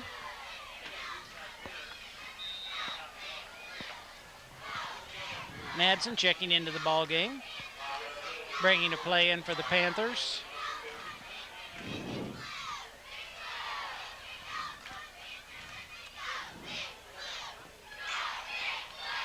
Wimmersburg covering the ball. Hawkins looking around. We got twins to the left side. Hawkins looking for a pass. Doesn't have it. Decides to hold the ball. Gets some running room. Picks up a first down up to the 40-yard line. Gets down to about the 39-yard line for a first down. And good yardage. What'd you think of that play, Chris? He looked like Cordell Stewart out there that time, or Tommy Frazier that used to play for Nebraska. Yeah, he was Brent pretty poised right there. Didn't have anything and saw a little pocket to run through, almost like a design quarterback draw right there. Have a Mascoutah Indian player down, and he's getting up now. It was their big fullback, number 44, Bennett, Steve Bennett. Those are the plays as a defensive coordinator make you about want to tear your hair out, because your guys are about an inch from tackling him. You just eludes him because of his athletic ability and his speed.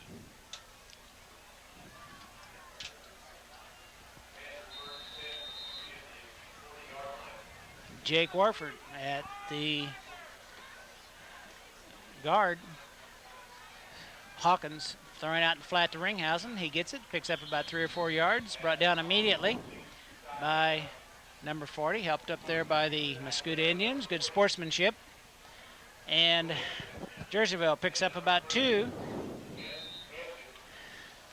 Well, Brent not with the opportunity to throw as much as he did last week with a good ground game, but passes that he has thrown seem to be a little bit more accurate than they were last week. Sure, that's due to another week of practice. Made some good strides. And as quarterback for the Panthers. on that last play, I'm no quarterback coach, but that footwork looked pretty good to me, the way he dropped back, set his feet, and had good stuff on the ball. I saw him in warm-ups. I was watching a little bit, and it seemed like he was about 67% of his passes in there. He was throwing about 30-yard passes down the field, slants up and in, and sideline patterns and stuff, and he looked really good. Have a timeout here as Coach Braden consults with his offensive team. And with 1:14 to go, I'm telling you, nobody's gone home yet. This place is still packed. And I think as our season goes on with our success, it's only gonna get worse for us. But that's a good thing, right? Yeah. I might point out next week's game is an away game, isn't it? I think we're playing at Highland. Let me check on that. And is that a 7:30 game or 7 o'clock game? 7 o'clock game at Highland. We play 2 road games coming up at Highland and at Triad. Highland's a really good ball team. They have a great passing attack so far from what I've seen in the paper and in stats.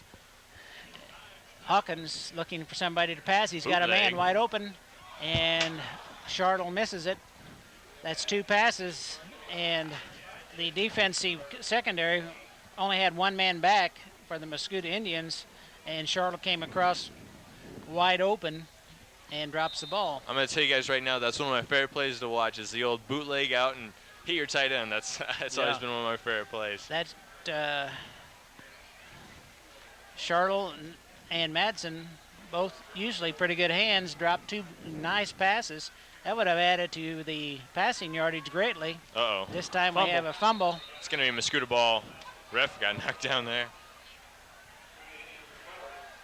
Fumble, and Mascoutah recovers. Hawkins never really got a hold of the ball, I don't think. It's one of those, I think the center snaps it and it hits him in the butt and drops to the ground. So Mascoutah dodges a bullet there. Not only getting the reception, but that pass going incomplete. And that was definitely a first down and an additional yardage because he was wide open. The only back was the free safety. So the defense is called upon again to stop the Mascoutah Indians. They have a 25-7 lead. Ball goes to Hamasick, and this time he's not going anyplace as the Panthers grabs him by the shirt, number 5, Jake Watkins. 5. Jake's playing a good ball game tonight defensively. On that play, he jumped off his tackle really well, grabbed the shirt of the defensive player, and just brought him down. It was a nice job by Jake using his strength. Dean Rankin checking out of the ball game. Mitch Downey in. Good to see Jake back Anchored in there by playing again. Number 71, Luke Callow on the defensive line. Guess the shoulder's pretty good on that kind of play. Yeah. Updike trots out. Bidlack at the linebacker. Ball goes to Rogers. He fights his way up for about 3. He gets up to about the 40-yard line. Jake getting up, along with number 59, Wimmersberg and Callow. I think that's going to do it for the third quarter. And we're going to Time send is it down running out. to Brett for an interview. I think we're going to pick up that interview with Bill Church we missed earlier. Brettster with a Brett Cam interview. Thanks, guys. I'm here with JCHS Principal Bill Church. Mr. Church, how do you think the homecoming festivities have gone thus far?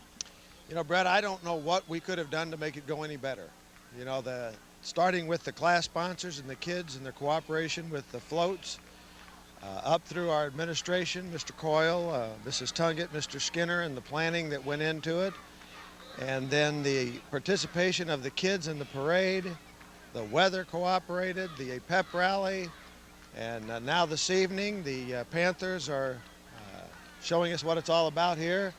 I don't know what could have gone better. It's just been a wonderful afternoon. So you say it's basically you're proud of your team because a big team effort went into making this special weekend.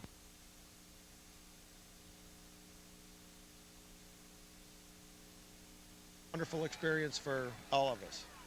Okay. Any expectations that you want to give to the students for tomorrow night at the dance? There too. Okay. And I want to ask Mr. Braden if he won't, I don't know why we don't start every game like we started this game. I think they ought to practice that. Yeah, I think you're right. Hey, let's go back up to Roger, Brian, and Chris. Thank you, Mr. Church. Webb now at the quarterback as we pick up live action again after that interview by Mr. Church. And he throws a complete pass, gets the ball up for the first down, up past the 50-yard line into Jerseyville territory. I think that pass was complete to Rodney Golden, number 40. Rodney Golden, huh? We see a switch of quarterback. I guess they're going to try Larson as another position. Number 17, C.J. Webb. Where's Larson at? Jerjal coming out to the near side.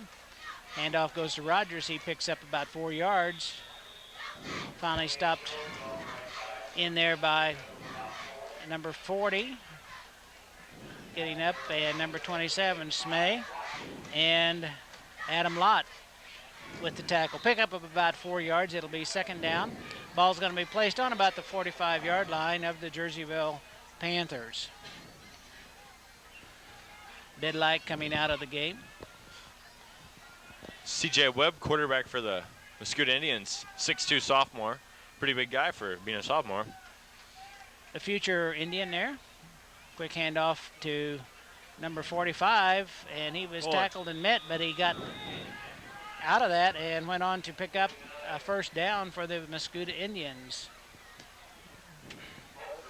Holtzgrew was 49 instead of 45. So Mascoutah picks up a first down. He kind of made that on his own, didn't he? Yeah, that was pretty much will. Another one of those frustrating plays where you have him wrapped up and he ends up picking up 5 on you. It's one of those where I always tell the running backs, keep your legs moving when you get hit. And he did that there. I was trying to find out where they put Larson into the ball game. I'm sure they'll put him someplace as Rogers gets the ball this time, tries to get around the outside. But number 40 is not going to let him go, and that's Adam Lott.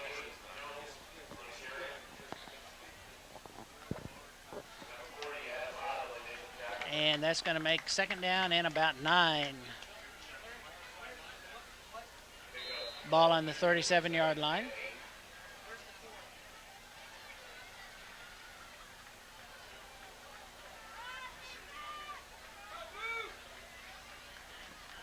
Updike now at the linebacker. Quarterback Webb drops deep. He's looking for the pass. Got a man out there, and he drops it. I think he was out of bounds anyway, wasn't he? But he had 2 men out there that seemed to only have 1 man coverage. Probably Smay from was out this there. angle, looked like he was out of bounds. So it's going to go as an incomplete third down and about 8 yards for a first down. Smay trotting back into the ball game. Woolsey's coming out. Shartle back at the free safety. Smay on the far side. Smay, here comes the reverse again, except Rogers is keeping it this time. He's looking for running room up the far side, and he gets up to about the 35-yard line. So the second time they've used that fake reverse play. Seemed like a Panthers They've run a variation of that 2 or 3 times tonight. I think the Panthers snuffed that one out, though. So now the Mascoutah Indians, down 25-7, have to decide whether to punt or go for the field goal. Larson is their kicker. 9:20, I'd say they'd probably have to go for it here, down 25-7 at 35-yard line. They're going to go for it, and they've been able to pick up significant yardage at different times tonight. Larson looks like Webb, he's the new lining up quarterback. at tight end or a slot. Pitch, and we're looking for a reverse, and whoa, this time he should have been tackled there. And I didn't catch that. Goes incomplete. What kind of a play was that, Brian? Besides one, we missed the tackle 3 times. That was the same ugly play that worked for him about 45 minutes ago. Danny Updike limping just a little bit. If he had been 1 step closer to him, he would have stopped that play before that guy got away. Other than the Bidlack touchdown here in the second half, most of the action has been between the 30-yard lines here. Nobody able to establish much here in the third and fourth quarter. Usually about 3 plays or 6 plays and out. Hawkins, 9-12 left in the fourth quarter in this homecoming game with a 25-7 lead. Puts his Panthers into play. He's got Bidlack back there along with Setley. Pitch goes to Bidlack. Bidlack's looking for running room up middle again. He picks up about 6, and he'll get up to about the 43-yard line. This is a time in the ball game where you'd like see one of those nice old 10 play drives that they just grind it out and do it all on the ground, give the ball to Setley and give the ball to Bidlack and run the ball up the middle.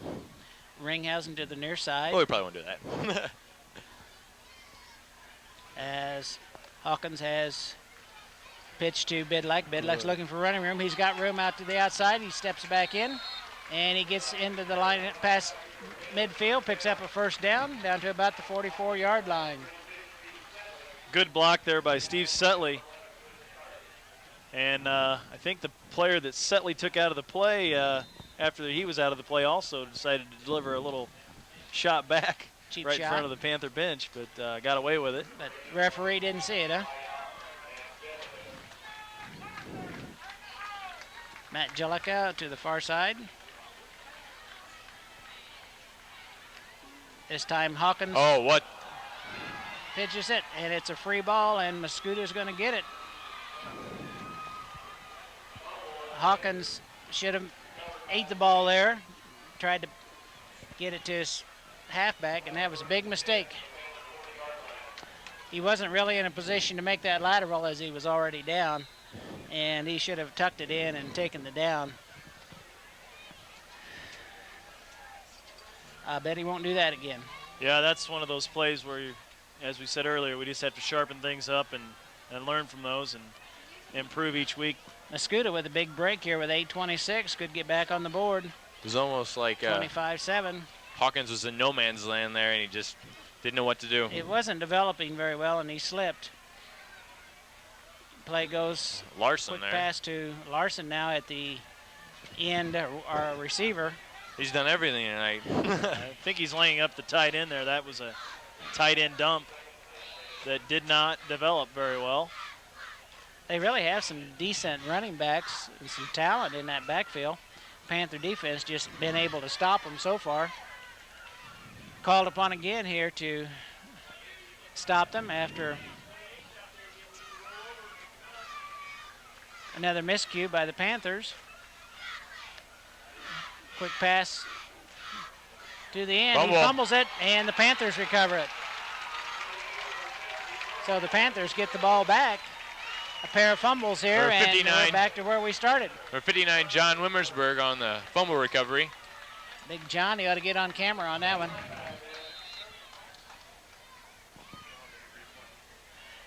Looked on that play like Jones was kind of carrying the ball away from his body, and it didn't get tucked away good enough, and Jerseyville helmet, hand or something, popped the ball out of his Wimmersberg arm.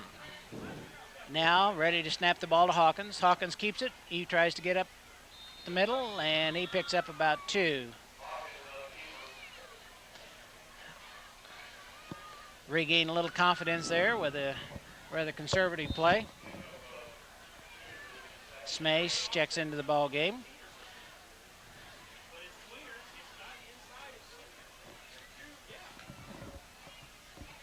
Smay coming to the near side. Chartle at the tight end. Setley and Bidlack in the backfield. Hawkins gives it to Bidlack. He's got running room around the outside. And a nice tackle in there by number 30 of the Mascoutah Hamasic. And he very close to a first down, not quite. He'll have about a yard And for a Hamsick's first a down. heck of a player. Lance had a step on him. He just dove up there and got him by the shoelaces. That's a heck of a play. Ball on the 42, 44-yard line. Jerseyville needs just a little less than a yard for a first down. Pitch goes to Bidlack, and he is met in the backfield for a loss by number 40, Golden, of the Mascoutah Indians. So now we have a fourth down and about 3. Fourth down, so Jerseyville is sending Smay, the punter, in, and we'll punt it away. I'm not sure we have the punt team in there. It looks like, yeah, no, we're going No. for it here. They're going. I'm surprised the Panthers are going for a first down with a 25-7 lead. They have confidence. Bidlack's in the backfield. He's going to get the call, and he picks up. No, Hawkins keeps it, and he got the first good down. run. Great. Oh, he fumbled the ball. It.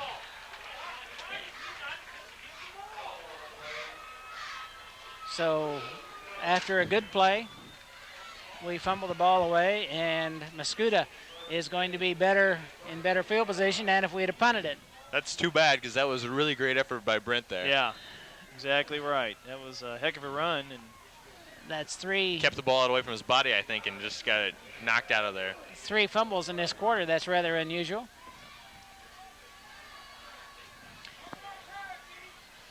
Gerald to the near side. Webb, the quarterback for the Mascoutah Indians. He gives the ball to Hamasick, and he picks up about 1.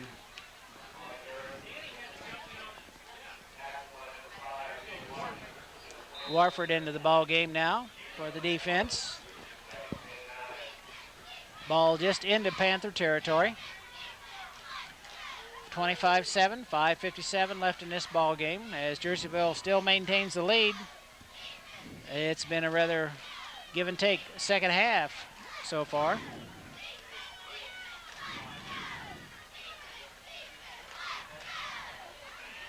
And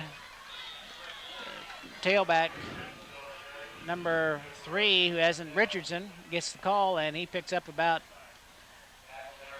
12 yards and a first down for the Mascoutah Indians. And Richardson's been lining up out there in the wideout position. They move him back to the backfield, and he looked like he's got some pretty good speed. Yeah, he does. They have about 3 or 4 kids with really good speed. Mascoutah needs 3 scores here to tie. Bennett and Richardson's in the backfield. Pitch goes to Richardson, and he is met, and he got away, and finally brought down by number 60, Jake Warford, as Richardson gets the call again and turns nothing into something and picks up about 5 yards.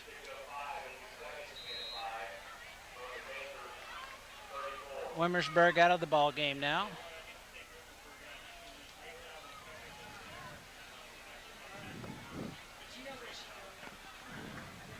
Webb ready to put the ball in play. Gives the ball to Richardson. He's spun out, and he reverses his field, gets around the outside, finally driven out of bounds over there by Jake Warford and number 69 for the Panthers, Andy Batten. But enough to pick up a first down. Mascoutah's putting these guys with fresh legs back there in the backfield, and they're just juking their way to first downs. And we just continue to struggle to wrap them up and put them away.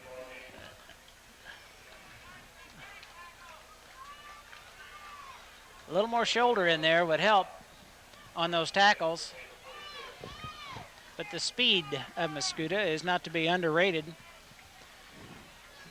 Call goes to Richardson again, and he picks up very little. Testing.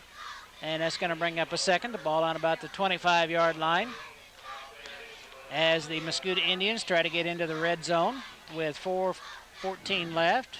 They need a bunch to have a chance to win this ball game.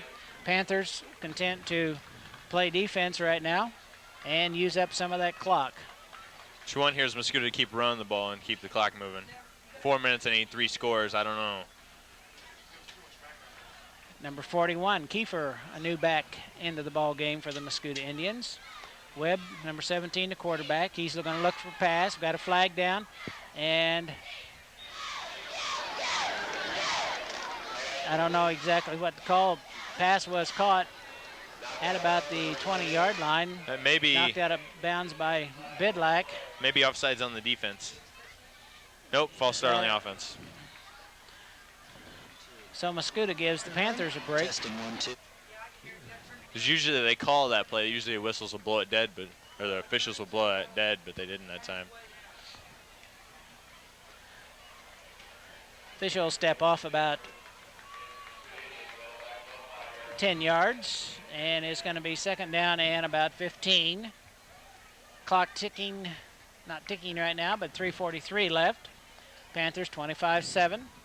Looking for a homecoming victory and to maintain a perfect record for this 1999 season, not system. Testing 1, 2. Defense. Who else? Webb looking for a receiver. This time he's hitting the backfield, but he won't go down. Finally drugged down in there by Jake Warford. And number 40 for the Panthers, Adam Lott.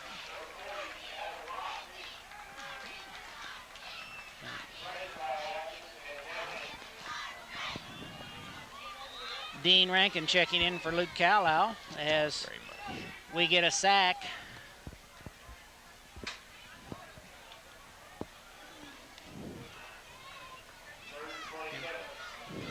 Third down and a long way for the Mascoutah Indians as they're trying to get onto the board. Little fake goes into Richardson, and nice tackle in there by Dean Rankin. Did a nice job of getting him into the backfield, and it's going to bring up fourth down as Mascoutah in that series lost 10. It's 20, fourth down and forever now. 23 yards. 29.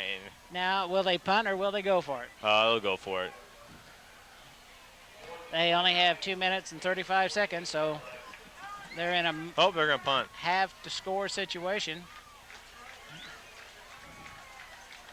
I think this is just to salvage a little more of a respectable score here. Try to keep us from scoring again. Yeah. It's going to be timeout Mascoutah. Panthers apparently on their way to a homecoming victory. Yeah. Well, elsewhere tonight in the MVC, the CM's down at Waterloo. You got to think CM's going to come away with a victory there. Where's Highland at? That makes Highland and Triad playing each other, and I don't know, flip a coin. How is Triad? What is their record? I'd have to go with Highland on that one. Mascoutah has beaten Triad. I think Highland. So the whole season is coming down to that. Is coming down to that CM matchup here in a couple of weeks. Yeah, you don't want to look ahead to that and miss somebody, but you definitely hope that we have that same kind of atmosphere that we had down there last year. A great game that Panthers were able to come up victorious in a overtime. We're back to live action as CM is in punt position. The snap goes to Larson, and it's intercepted in there by number 82, Madsen, and he gets back to about the 35-yard line. We're kind of looking for a fake on that. Yeah, they had the punter there, but the snap went to Larson. We've got a flag on the play, and I'm not sure that's not going to be pass interference on the Panthers, as their receiver may have been hit in the back. But I thought it happened after the catch. We'll have to wait and see. It's against the Panthers. So that's going to be a first down. A first and 10 for the Mascoutah as they get a little more to life here. I take that back. I'm not sure what that means. They pointed towards the Panthers here. I'm not sure if it's an automatic first down or if it's they're going to pick up some yards on it. Chain gang has stayed put. They haven't moved yet. And they won't until the officials tell them to move. The official is lining up at the line of scrimmage, and he's marking. Here's the replay of the action. Don't know exactly what it was. It looked like Lance came right up there and bumped the receiver. And they got a 15-yard penalty and the ball. So it's going to be an automatic first down Mascoutah. So their play worked. They got their first down. And you can't, that's really not a mistake there. I think everybody, there was about 4 Panthers around that one receiver, and everybody was going for the ball, and it was kind of a jump ball, incidental contact. In that case where he was at, though, might have been wise to let him catch the ball, tackle him. You still got the ball. Exactly. It's as good as a punt. You had to know where the markers were. 2 minutes and 31 seconds, used up some clock. Now Mascoutah has another shot at it. And that's two fourth down situations where Mascoutah gets first downs out of it tonight. One being the roughing the kicker, and now in the pass interference here with 2:31 to go in the game. Probably not going to mean much. Maybe not in the final outcome, but it may give them another score as Larson now is back at quarterback for the Indians. We might expect him to go to the air. No, hands off to Rogers, who's been an effective runner. And he gets about 5 yards. Brought down by Shartle. That Robinson is a quick runner. They've got some quick backs. And have bent the Jerseyville defense several times, but the Panthers have not given up too many points, just the one touchdown. Smay on the near side. Larson goes up the middle again to number 40 this time, or off tackle to Golden, and it looks like a first down.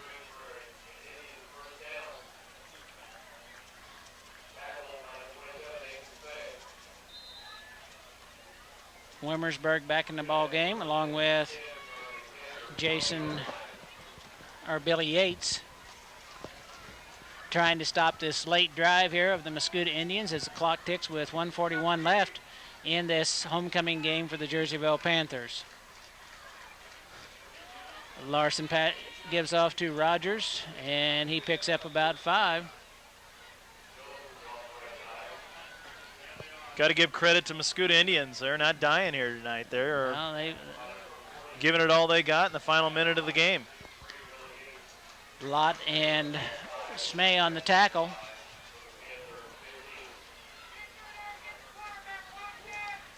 We're down near a minute left in this game. Larson keeps running the ball right at the Panthers. This time he picks up about 2. Ball carrier 30, Hamasick. Now under 1 minute. Panthers just need to play some good D here, and they'll get away with this with a 25-7 win. Let's see if Larson wants to go into the end zone, as the crowd has some fun here as the cheerleaders throw out some Frisbees. Here's pitch. Pass goes incomplete. The pass was intended for Gerald. Coming out of the flat. And we have 24.4 seconds left in this game. Good job.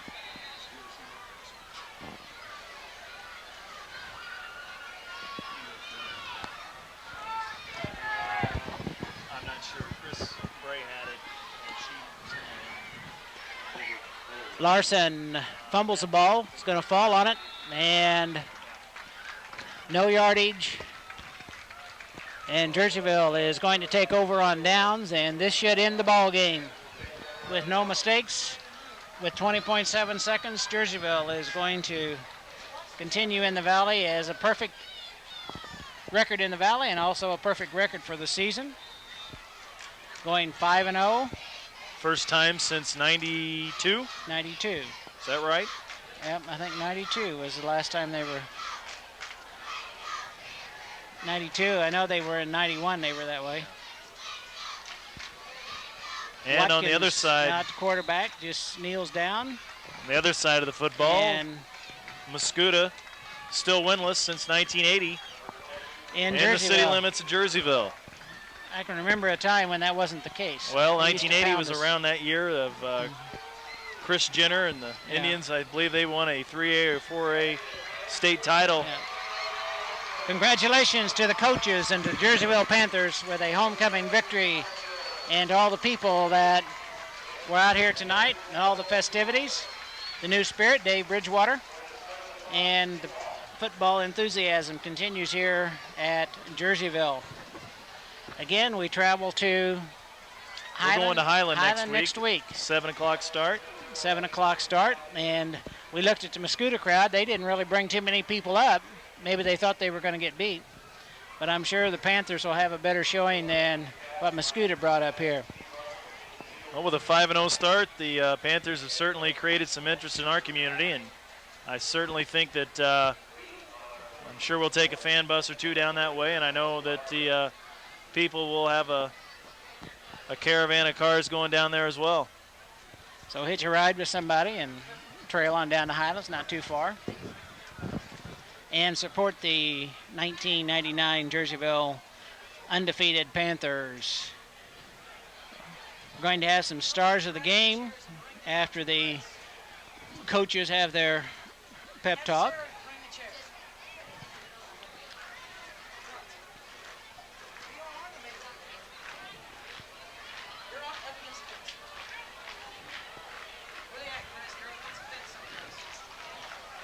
Homecoming dance tomorrow night, and watch the papers. We'll find out who they have a king and queen. Is that correct? Yes. And they'll be elected tomorrow night.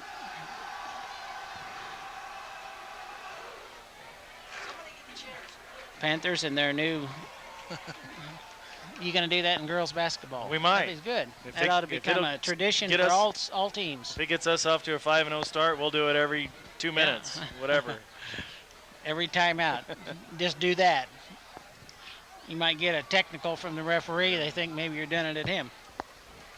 If it works. I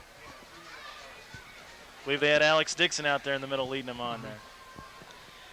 Brent will be having stars of the game immediately following the coaches' talk.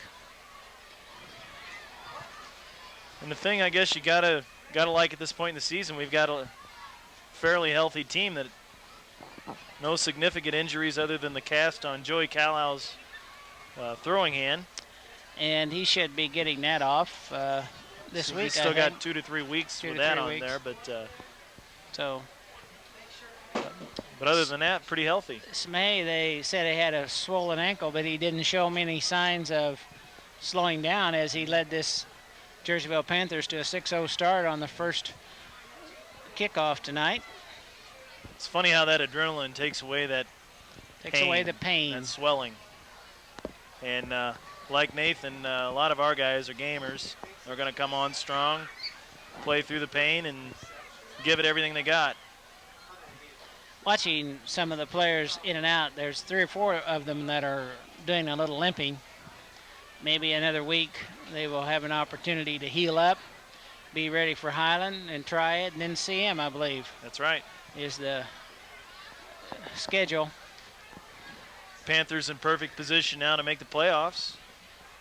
5-0, you need to get to that 7-win plateau. 6-3 might get you in.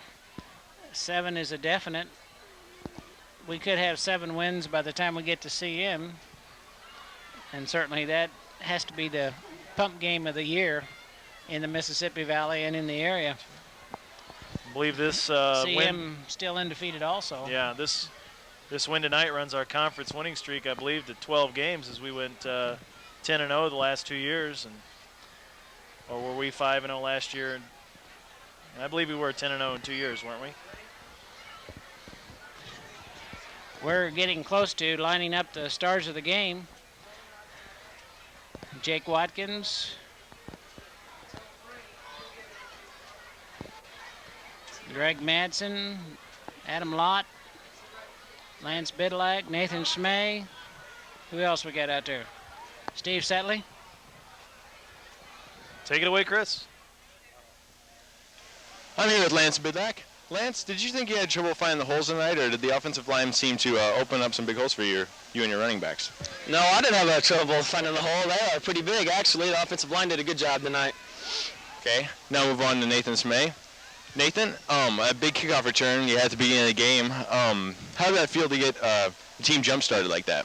It felt great. I mean, I had the easy part. I mean, line, blocking, I did most of the work. All I had to do was run, and it's pretty easy. Felt great. Okay, now move on down to John Wimmersberg. John, you he had a good job at center tonight, and you also had some big tackles in the game. What were some of the things, like, how did you guys feel tonight that these guys are a little better than Waterloo, or how was their talent level? I don't know. We thought they were going to be a good ball club, and we just come out and control the line of scrimmage, and if we did that, we get the job done. Let these guys run the ball like they do, and score some touchdowns. Thanks, John. Now we'll run down to Steve Setley. Steve, you had a good night rushing the ball. Had that one touchdown that was called back, but seemed like you could find your holes pretty well. Yeah, they were huge holes. I didn't have any problem finding them, but it's fun to get out in the open and run every once in a while. Well, now moving on to Jake. Jake, you played a good job defensive line. Was there any difference moving from quarterback to defensive line and playing a little tight end tonight? Well, I played it a lot when I was younger, and it's a big step up from, JV freshman football to varsity, and their line was really tough, but, I got to practice there all week, and I just did what I was told to do. I had a couple mishaps, but other than that, I did my best, and things worked out for us tonight. Thanks, Jake. Now we'll run down to Greg Madsen. Greg, you did a good job receiving tonight, and you also had some good coverage. Did you have any trouble guarding the wide receivers? He didn't play too much. I sagged off, let him come to me so I could read everything, and just took it as the game went along. Okay. Thanks, Greg.